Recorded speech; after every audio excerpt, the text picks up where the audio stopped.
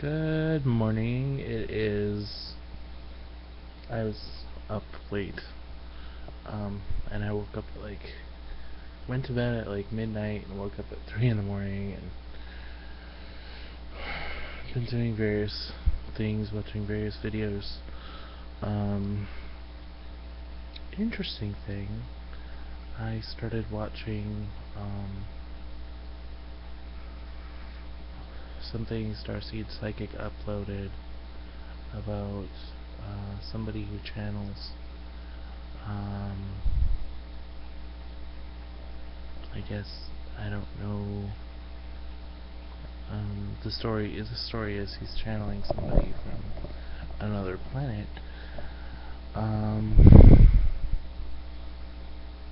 Now he's all like, he told me, he told his audience. He didn't tell me directly. He just told his audience in his video that it doesn't matter whether we believe that he's channeling an extraterrestrial consciousness. It just matters that, this channeling thing is available to people.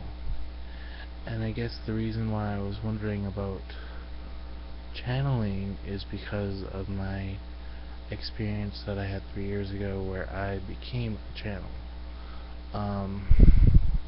There's really no other way to put it. My ego collapse led me to channel other information, other ideas that I don't think I would have come up with and put together the way that I did. And so I wonder, of course I wonder, is it my role to do this again, or is it just something that, I want to put aside and ignore and not do anything about? And that's not even really what I wanted to talk about in this video, but the subject came up and it's just there, and it really does need to be dealt with. I mean,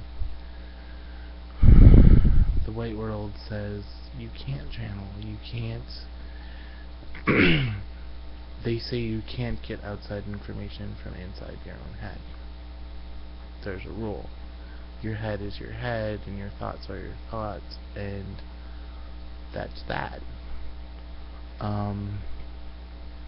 But I really do feel like I was given outside information from inside my own head by sources other than me, the person, my ego.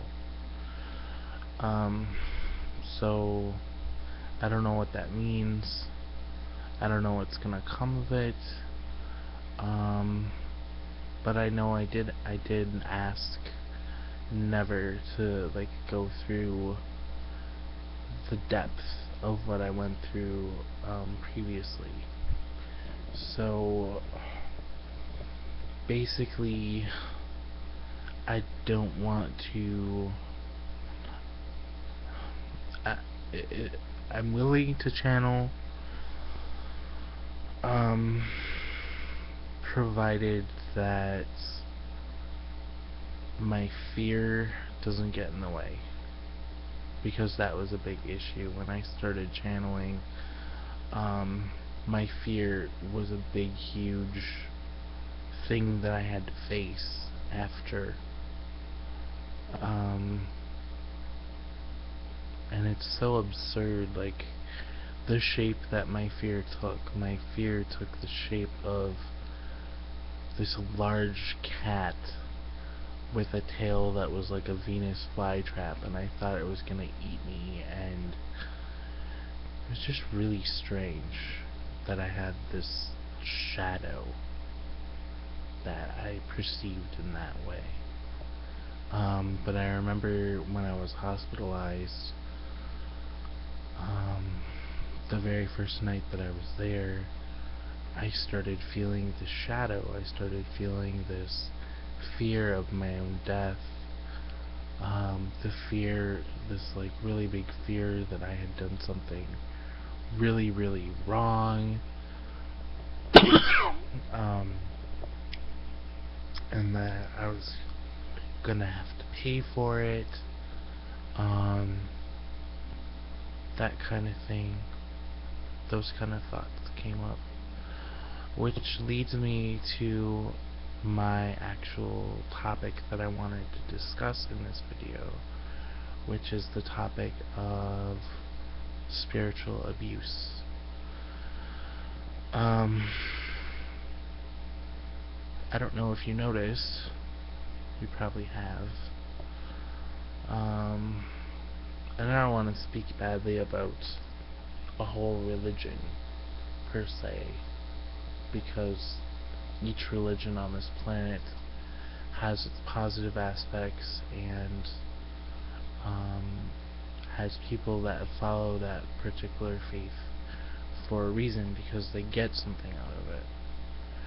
So I'm not here to sit there and say your religion is bad, or your religion isn't true, or anything like that. That's not what I'm here to talk about.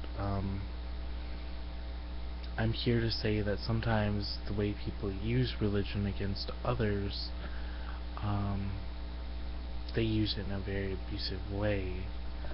They use it to control thoughts. They use it to control other people's thoughts and behaviors, in a way that's really, really unhealthy.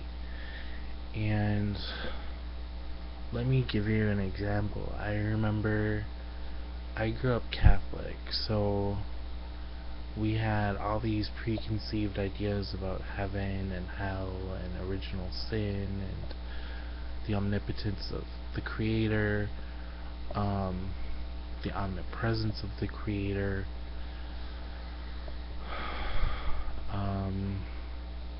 and we called Creator God. And that was that. And we had pictures of Him, which, most religions don't try to do that. So I always got hung up there as well, like, why is Creator this old white man in the sky holding the world? And I know there's a book called The Father Speaks to His Children, that even Creator, when he was speaking to, I forget her name, but her name isn't important. I think she would say that her message is the most important thing, so it's not important to remember her name. But the lady that channeled this book, and I might get in trouble with the Catholics for saying that she channeled it, but obviously it came through her in a particular way, and I would call that way channeling, but whatever. Visions, channels, dreams, it all kind of gets blurry. But needless to say, even the Catholics are open to this idea of receiving divine inspiration. The various saints have had visions and mystical experiences, so there's a strong tradition in the Catholic Church itself of these experiences that are outside the normal, logical, whatever you want to call it, the spirit death that we live in now, that says none of these things are real and none of these things can happen. But anyway, what I was gonna say is that even Creator, when he was talking to this woman, didn't like the way that we saw him as this old white man in the sky, with a crown, judging us,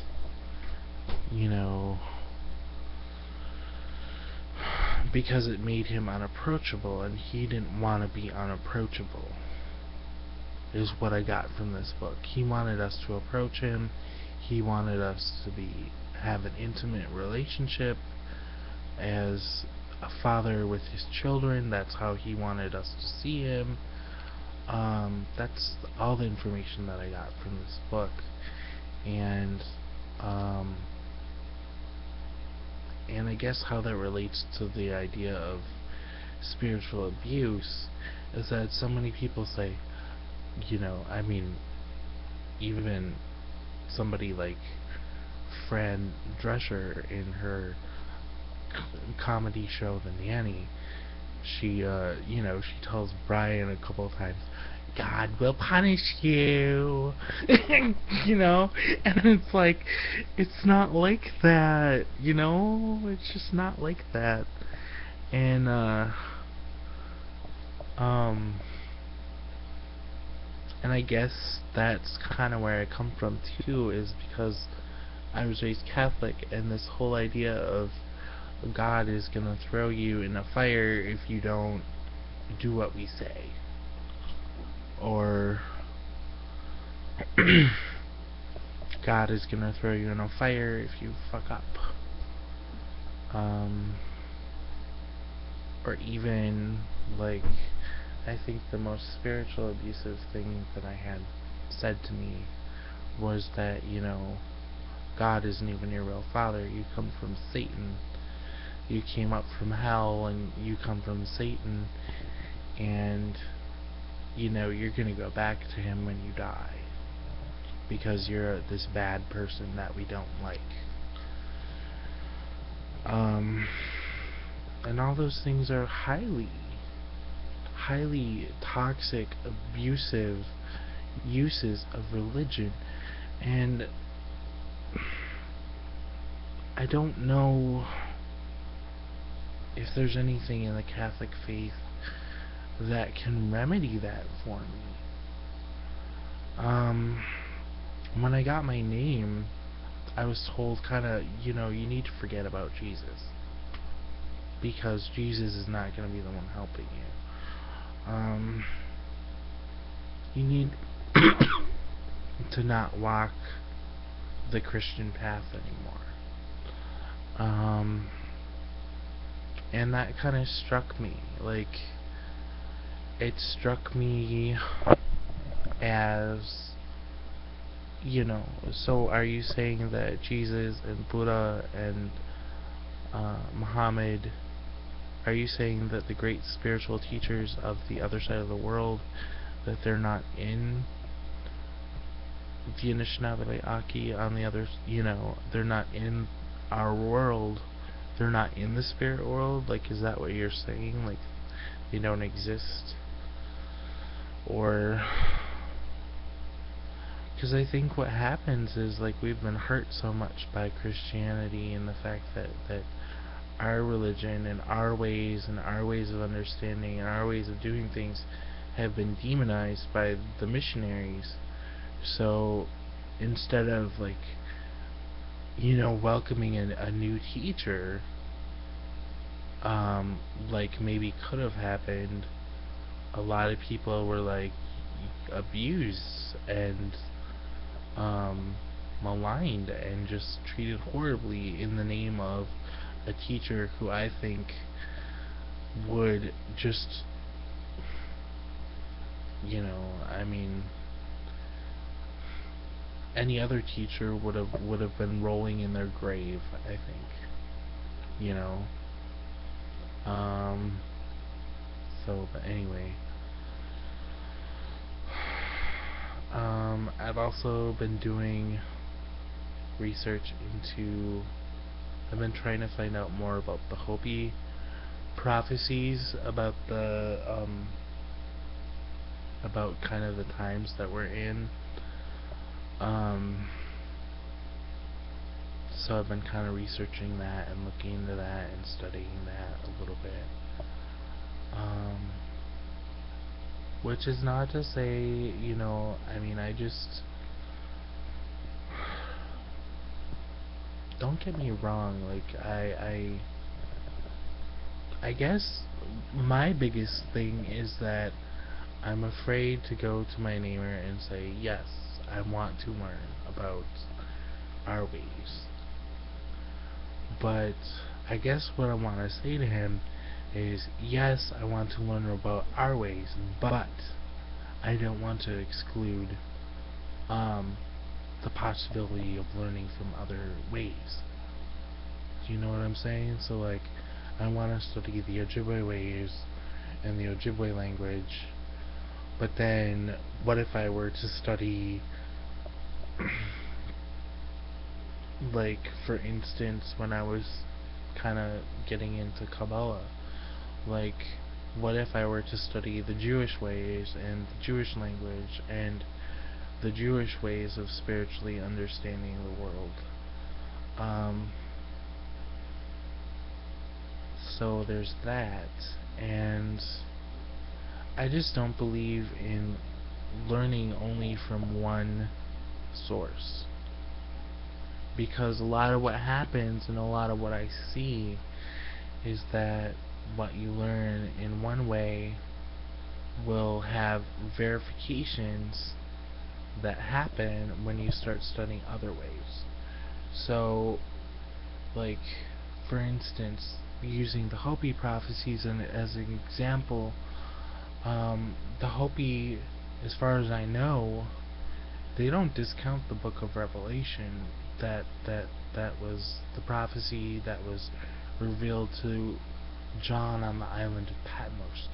They don't say, "Oh, that's not true, that won't happen." They actually look and they say, "This is a lot like what we're saying."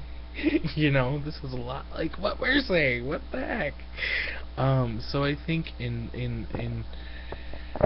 looking at that, there are a lot of commonalities across a lot of the different religions of the world. Like, we all know Judgment Day is coming. You know what I mean?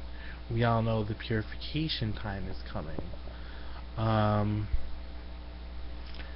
And I don't like, you know, I ended up around all these crazy religious people.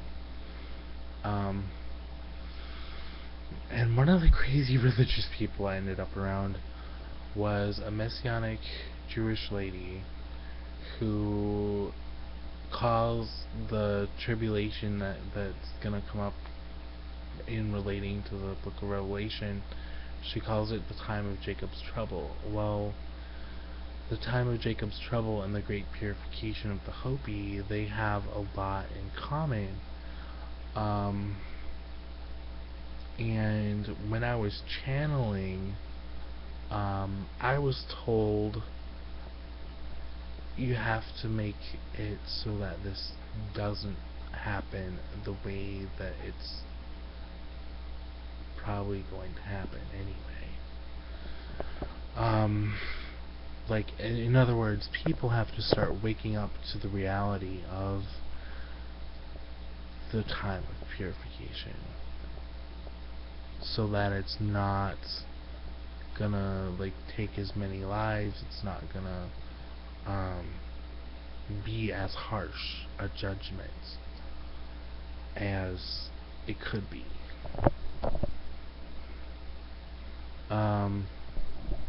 And maybe I'm just maybe I'm talking out of my ass here, but I just think there is something in the air. There is something coming down the tubes, down the pike, or whatever you want to call it. There's something big coming. You know, the Maya the Mayan calendar supposedly ends, you know, this year, 2012, December 21st, 2012. I think it's just a time when we're gonna have to reevaluate our priorities and say, what do we really want to do as far as the way that we treat each other and the way that we treat the planet we live on, the way that we treat our mother. You know, and I mean, a lot of people, and my parents just didn't get it. They're like, "Oh, You know, they had a lot of preconceived notions about the Anishinaabe understanding of the relatedness of all things. Um, they had a lot of bad things to say. They're like, oh, Indians just believe that the animals are more important than us, and the sky is more important than us, and it's like, that's not exactly what you're supposed to take from that. Hello. I think the idea is that you're related to the plants, you're related to the animals, you're related to the sky, you're related to the earth, therefore you have to take care of all these things.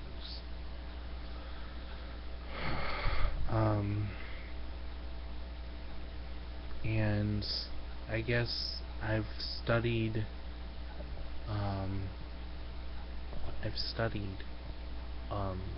some of the stuff that I found on this particular web page, where I found a lot of um, a lot of the teachings of the Hopi people.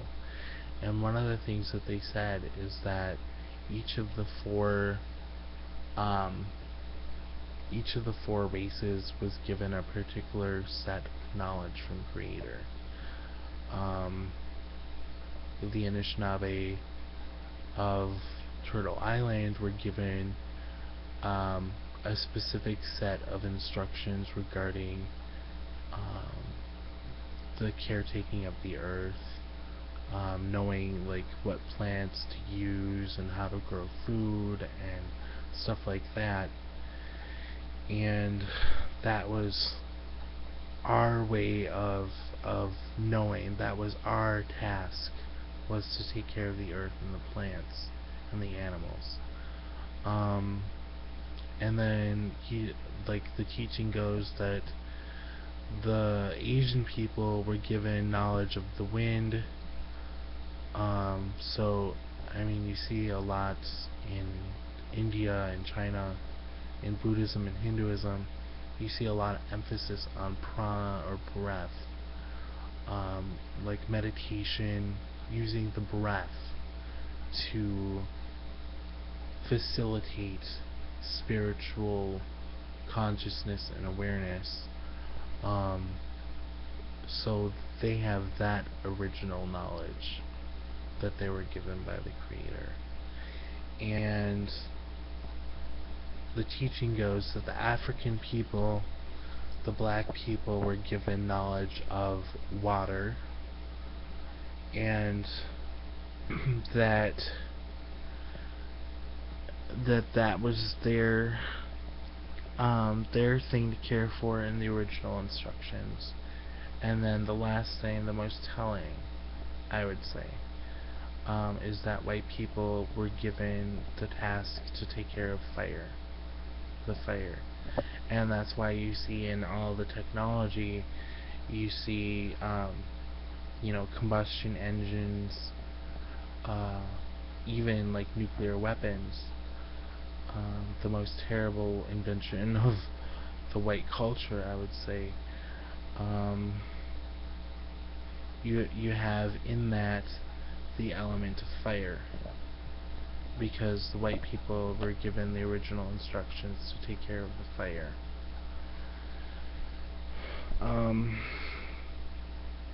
So, and knowing my lineage a little bit, I know I actually come from, there's a good possibility that I come from 3 different lineages. I have my native lineage, which, would make me party to the caretaking of the earth. But then I'm mixed blood, so I have German heritage and French heritage, and that would also kind of like give me the responsibility of taking care of the fire. And then I think way back,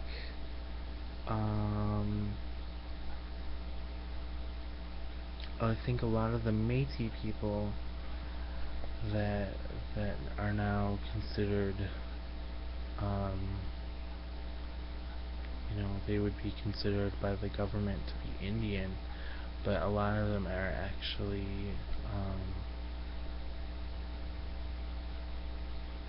like, I've heard it said that a lot of them are actually of Moorish descent, and um, the Moors were a people from Africa, so there's the caretaking of water involved in that. Um, and it's kind of, I've absorbed a lot of teaching from a lot of different elders through books and things like that. Um, and one of the meanest things that this elder had to say was that, you Métis people, you came from, you know, and I don't want to put words in his mouth at all. That's not what I'm trying to do. But was, the feeling I got from reading what he wrote was that you're the bastard children of, Africa and Europe, and you came over here and you want to make our land like the desert that you used to live in. So I looked at that and I just wanted to cry. But and it was just the spirit in which it was given was a harsh, judgmental spirit. So I was kind of like, whoa, what do you want me to do with that? So I think I have that in my lineage too. I have three bloodlines that come together: the Indian, the white, and the African. Um, and you won't hear a lot of white people or people that can pass as white will admit that they have African in their bloodline. But whatever. I don't care. Just means more responsibility, right? Caretaking for the earth, the water, and the fire. So, but I know I have my best friend. Her sons and her daughter are people of the four directions, which means they have all four. Um, because her lineage is Scottish, but her husband's lineage is Scottish, African, uh, Indian, and Japanese. So her children have all four of the responsibilities because they're mixed. Um, and I guess, I don't know why there's such a taboo against mixing the races. I don't know why that is.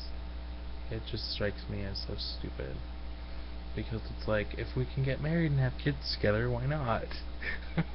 that's that's that's the way I look at it.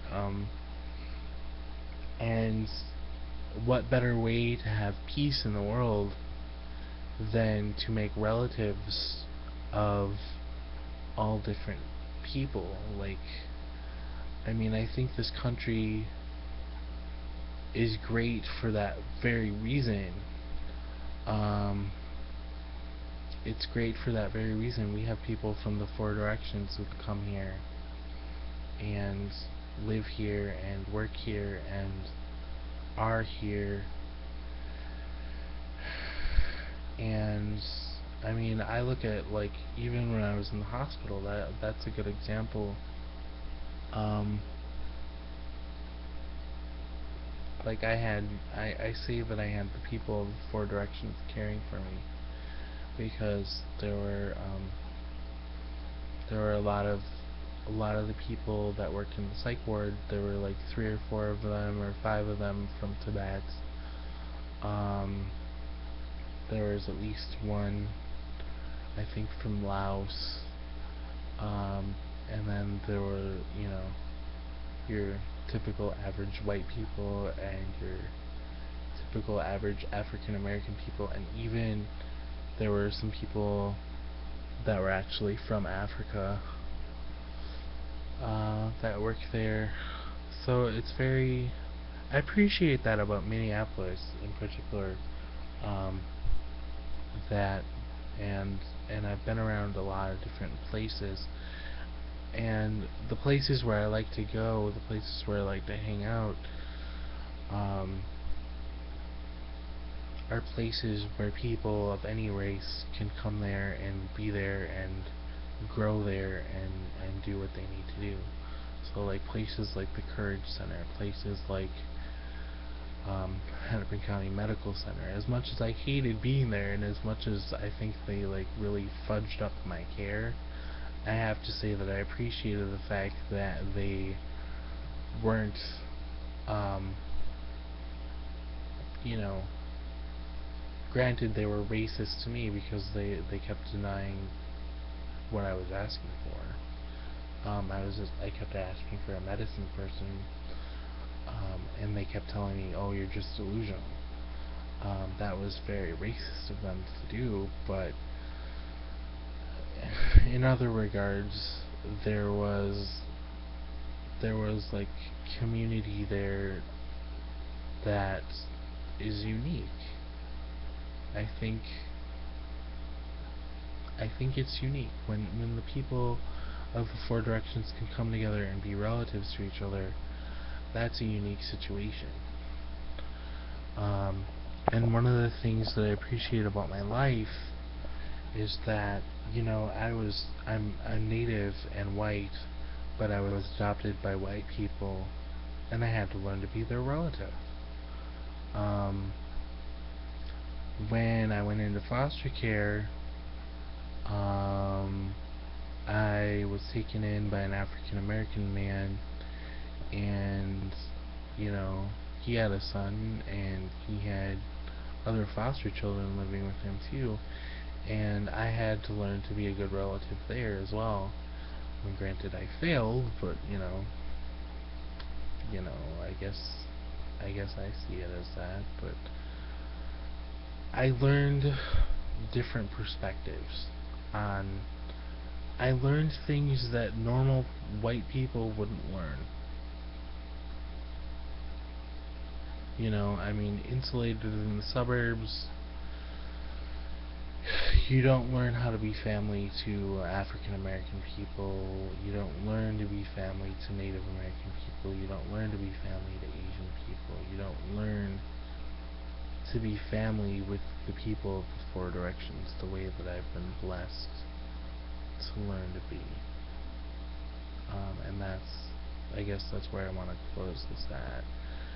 But, sorry, it's like half hour long. Again. But I think I'll pick up again in a different video and talk more about spiritual abuse and that kind of stuff. So I didn't really get to say what I wanted to say, but I said something interesting anyway. So thank you for listening. Miigwech Puzendawig, all my relations, Mitakiwas, and Namaste.